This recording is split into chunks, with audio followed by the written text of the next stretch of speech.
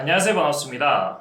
저금리닷컴TV 임동훈입니다. 오늘은 대출 규제를 피해서 주택 구입 자금이라든지 생활안정자금 또는 경락자금을 마련하기 위해 많이 활용하는 P2P 담보대출에 대해서 설명을 드리는 시간을 가져보고자 합니다. 우선 P2P 담보대출이란 무엇일까요? 여기서 P2P는 피어2피어의 약자로서 사람과 사람을 이어주는 온라인 플랫폼을 이야기하는데요.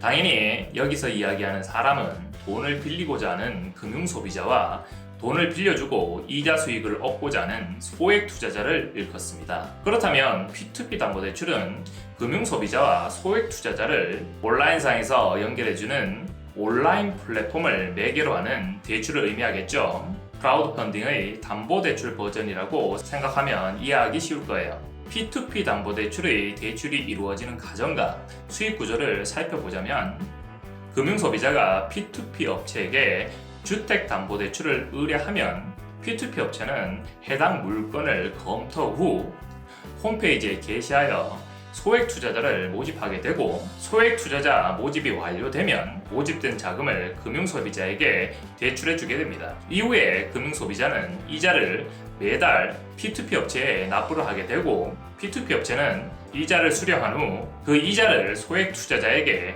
투자 지분대로 이자 수익을 배분해 주게 됩니다. 이 과정에서 P2P 업체는 금융소비자가 필요로 하는 자금을 모아준 대가로 플랫폼 수수료라는 명목으로 선취 수수료를 먼저 떼고 금융소비자에게 대출을 실행해 주게 됩니다. P2P 담보대출의 조건을 살펴보자면 첫 번째, 대출 대상은 무주택자, 다주택자, 규제지역 내 초고가 아파트 보유자 상관없이 대출 규제의 영향을 받지 않고 모두 진행이 가능합니다. 다만 무주택자의 경우에는 구입자금 명목으로만 대출 진행이 가능하다는 점 유의해 주시고요. 두 번째, 대출 비율은 주택 시세의 85%까지이지만 선순위권자가 있는 경우에는 선순위권자의 원금액을 공제한 금액이 최대 한도가 되게 됩니다.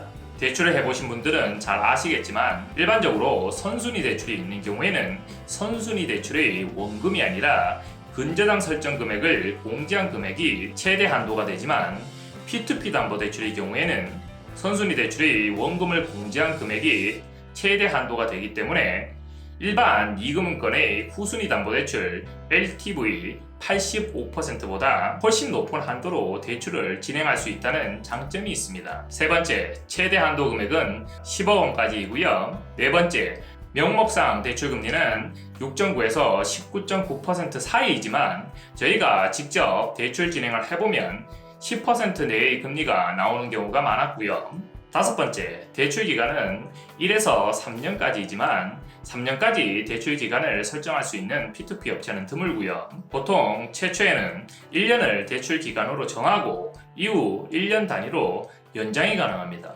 여섯 번째, 상환 방식은 만기 일시 상환 방식으로 이자만 납부하다 원금을 일시에 납부하는 방식으로 이루어지고요. 일곱 번째, 대출 가능 지역은 수도권, 광역시, 기타 조정지역만 가능합니다. 이렇게 대출 가능 지역이 수도권 및 일부 지방 대도시만 가능한 이유는 지방 소도시의 경우에는 사실상 투자자 자체를 모집하기 어렵기 때문이라고 보시면 됩니다. 이 영상을 보고 계시는 시청자님이 투자자라고 가정을 해볼게요. 만약 여러분이 지방 구운읍면 지역에 투자라고 하면 하시겠어요? 당연히 안 하실 거잖아요. 더 이상 긴 말 하지 않도록 하겠습니다. 마지막으로 P2P 담보대출의 상품 특징에 대해서 설명을 드리고 마치도록 하겠습니다. 우선 첫 번째, 회생자, 회복자, 파산자, 신용불량자 등 저신용자도 가능합니다. 하지만 반드시는 아니고요. 일단 담보물의 가치가 좋은 경우에만 예외적으로 진행이 가능한 편이고요.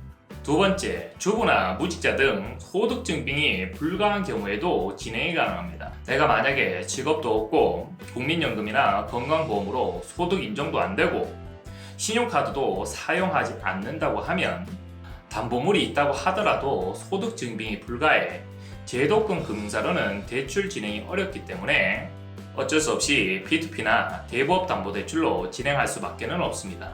세 번째, 해당 주택에 세입자가 있다고 하더라도 세입자 동의 없이 대출 진행이 가능합니다. 세입자가 있는 주택을 담보로 대출을 진행하려고 하면 제도권 금융사에서는 사업자 담보 대출이든 생활안정자금 대출이든 반드시 세입자의 동의가 필요합니다. 만약 세입자의 동의를 받지 못하는 경우에는 제도권 금융사에서 대출 진행이 어렵습니다. 하지만 P2P 담보 대출의 경우에는 세입자의 동의가 없더라도 대출 진행이 가능한 장점이 있습니다. P2P 담보 대출의 상품 특징 그 네 번째는 연체 중이거나 연체 이력이 있어도 대출 진행이 가능합니다. 연체 중이라는 것은 지금도 돈을 안 갚고 있다는 것이고, 최근에 연체 이력이 있다는 것은 과거에 연체 이력이 있으니까 앞으로도 연체할 가능성이 높겠네? 이런 뜻이잖아요. 그렇기 때문에 연체 중에는 절대 제도권 금융사에서는 대출이 안 되고요. 최근에 연체 이력이 있는 경우에는 대부분의 금융사에서 대출 진행 시 본심사에서 부결이 나게 됩니다. 이러한 경우에는 어쩔 수 없이 P2P 담보대출을 활용할 수밖에 없을 것으로 보입니다.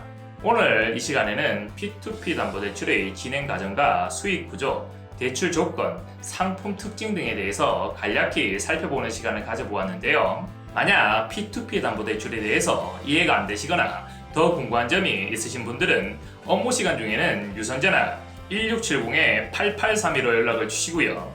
업무 시간 이후에는 카카오톡 아이디 머리7000을 추가 후 문의 남겨주시면 최대한 빠른 답변 드리도록 하겠습니다. 지금까지 저금리닷컴TV 임동원이었습니다. 감사합니다.